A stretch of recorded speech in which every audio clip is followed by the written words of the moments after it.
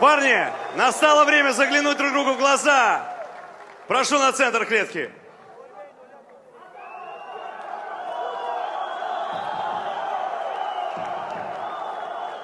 دوستان ما از تلگرام کانال لباس‌های مردانه بهترین مال‌ها را از ترکیه و روسیه با صفت اعلی و نرخ دسترس پیشنهاد میکنند که دستاوکا به تمام شهرهای روسیه و تاجیکستان دارند.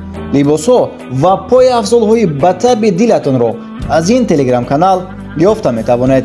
برای تماشا کردن لباس سیلک در کامنتاری هست و برای فرمایش دادن در واتساپ روی اکران بوده نویسید. سلام دوستان، به کانال ما خوش آمدید. در ویدیو لایک گذارید و ما آغاز میکنیم. مبارزه برای عنوان قهرمانی بین غفورов و گاجیев در مسابقه اسیا 180 برگزار می شود.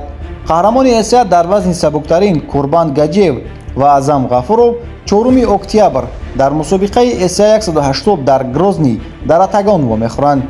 این مبارزه در دوره نیم فینالی گران پری در دیویزیون سبکترین برگزار می شود.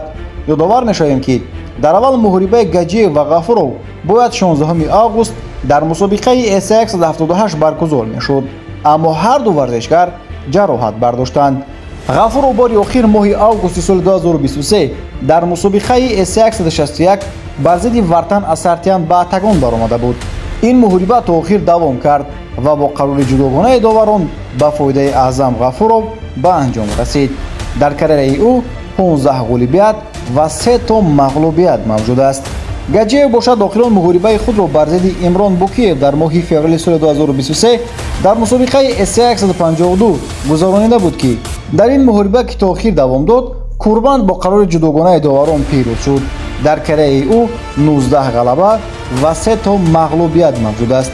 امیدواریم که ما این محاربه را میبینیم. سمندر مولودوف به نزدیکی مبارزه برای شهرنامه دارد. یادآور میشویم که سمندر به نزدیکی روادید امریکا را گرفت و این میتواند به او امکانیت دهد که در لیگای بونفوسترین یعنی UFC برآمد کند. ورزشگر تاجیک سمندر مولودوف 10-0 و ورزشگر امریکایی جوناتان پریسما 9-2 شب 24 آگوست در مسابقه راود تو UFC مبارزه میبرد. تورنیر در لاس وگاس برگزار می شود، اما خاطررسان میکنیم که پیروزی هنوز شرطنامه را به UFC کفالت نمیدهد، زیرا مولودوف ولکه در یک محاربه با راود تو UFC غالب آمده بود و به این لیگ راه نیافت. وقتی آخر تقریبا از 30 جنگاور پیروز شده تنها 10 نفر با UFC شرطنامه بستند. سمندر مولودوف یکی از ورزشکاران معروف تاجیک است. آینده او را همگان در UFC میبینند. مولودوف جنگاوری آینده دار از تاجیکستان بوده. او به باخت میباشد و امکانیت دارد که در رویخط UFC از تاجیکستان ورزشگر نوبتی شود. ماه اکتبر سال 2022 در ابودابی مسابقه انتخابی راود تو UFC برگزار شد که برای پروپیسکه های کشورهای آسیا تأسیس داده شده بود و مولودوف در سانحه آخرین دوره اول بر ژان سیکیرا با اصول سامبیشن پیروز شد. غیر از این سمندر در مسابقه خاطره عبدالمناب نورمگامدوف چمپیون RMS فایت نایت شد. آن وقت مولودوف مکسیم شویتس را با نکاوت تکنیکی مغلوب کرد.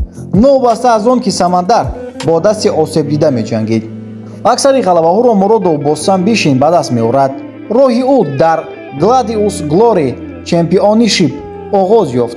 از آنجا سمندر به لیگای حبیب گذشت که از آنجا تا به راود تو UFC تکان پرقوت داد. دوستان عزیز، این بود ویدیو امروزه ما از جهانی MMA. تا ویدیوهای بعدی با شما خیر خوش میکنیم. خیر عزیزان.